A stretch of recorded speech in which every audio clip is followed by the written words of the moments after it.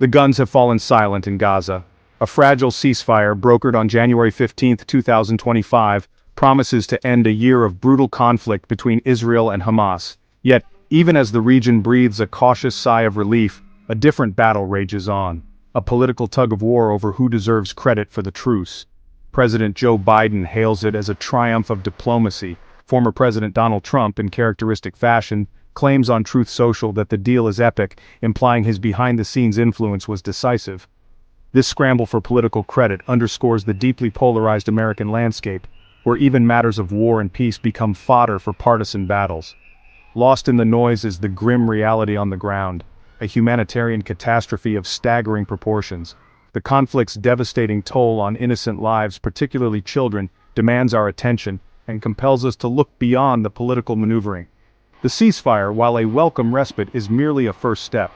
The long and arduous task of rebuilding lives shattered by violence lies ahead, and as we navigate the complex path to a lasting peace, we must remember that political point scoring must never overshadow the urgent need for human security and dignity. The statistics are stark and heartbreaking. UNICEF reports that the conflict has claimed the lives of over 14,500 children.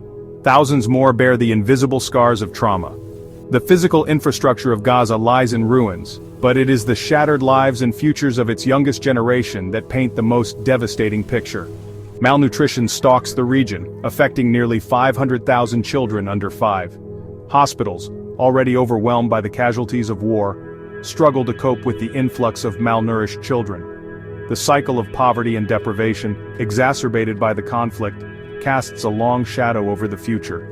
The release of 33 hostages held by Hamas, part of the ceasefire agreement, offers a glimmer of hope. For the families who have endured the agonizing uncertainty of their loved one's fate, this news brings immense relief. Yet the joy of reunification will be bittersweet, forever shadowed by the trauma of captivity. The Biden administration has walked a diplomatic tightrope throughout the Gaza crisis. Facing pressure from within his own party and from human rights groups, Biden sought to balance his administration's support for Israel with the imperative to end the bloodshed. Critics like Sarah Leah Whitson of Democracy for the Arab World Now argued that the administration's response was slow and inadequate, allowing the humanitarian situation to deteriorate further.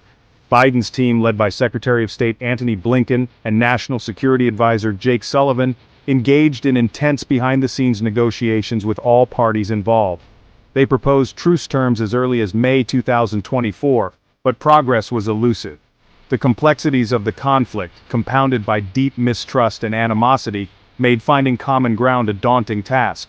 The ceasefire, while imperfect, represents a significant diplomatic achievement for the Biden administration.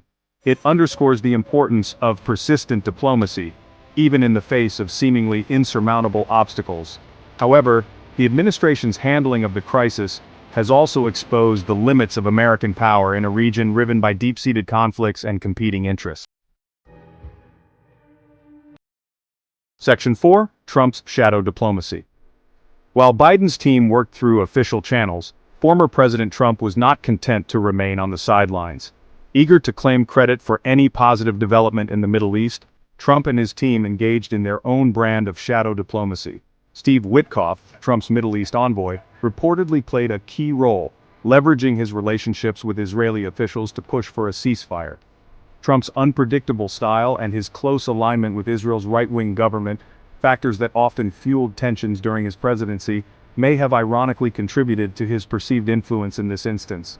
Some analysts, like David Kalfa of the Jean Jaurès Foundation, suggest that Trump's hell-to-pay rhetoric, while often counterproductive, may have exerted pressure on Hamas to seek a way out of the conflict. Trump's public pronouncements, however, were met with skepticism and derision from many quarters. His claim on Truth Social that the ceasefire was a result of his efforts, made just hours after the announcement, struck many as a desperate attempt to insert himself into the narrative and score political points. Section 5. A fragile peace and uncertain futures. The ceasefire is a fragile thing, a moment of respite in a region accustomed to cycles of violence. The underlying issues that fueled the conflict remain unresolved. The humanitarian crisis, while temporarily alleviated, will require sustained international attention and resources to address the long-term needs of the people of Gaza.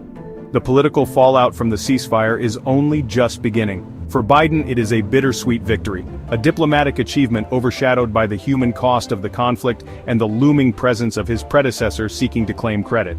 For Trump, the ceasefire is a potential launchpad for his 2026 presidential campaign, allowing him to portray himself as a strong and effective leader on the world stage.